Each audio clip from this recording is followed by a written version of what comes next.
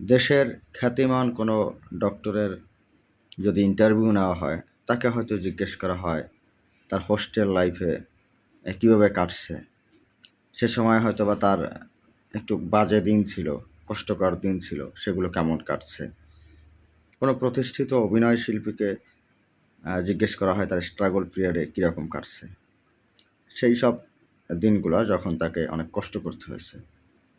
আবার কোনো রাজনৈতিক নেতা যিনি হয়তো এখন মন্ত্রী বা এমপি আছেন, তিনি যখন বিরোধী দলে থেকেছেন, মামলা হামলার উপরে ছিলেন, তখন তার সেই ভীতিকর দিনগুলো, বাজে দিনগুলো কেমন কেটেছে। এটা ভালো, কিন্তু একটা ব্যাপার মাথায় আসে না যে কারো সুখের দিনে তার দুর্দিনের কথা মনে করিয়ে খোঁচানোর আসলে উপকারিতাটা কী?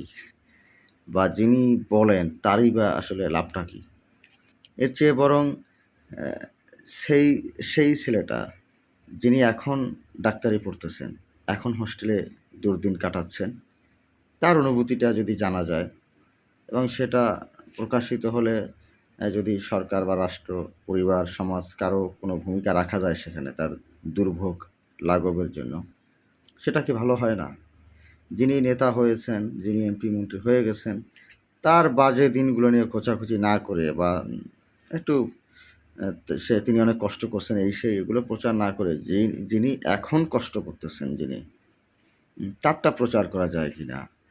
বা যেই অভিনয় শিল্পী এখনো প্রতিষ্ঠিত হননি, যিনি এখনো কষ্ট করতেছেন, তার কষ্টটা সামনে আনা যায় কিনা? মানে যিনি এখন কষ্ট করতেছেন, তার কষ্টটা তুলে না ধরে, যিনি এখন সুখে আছেন ৩০ বছর আগে, ২০ বছর আগে বা ১০-৫ বছর আগে কষ্ট করেছেন, সেটা অতিমাত্রায় প্রচার করার আসলে লাভটা কী? জানি না, বুঝি না।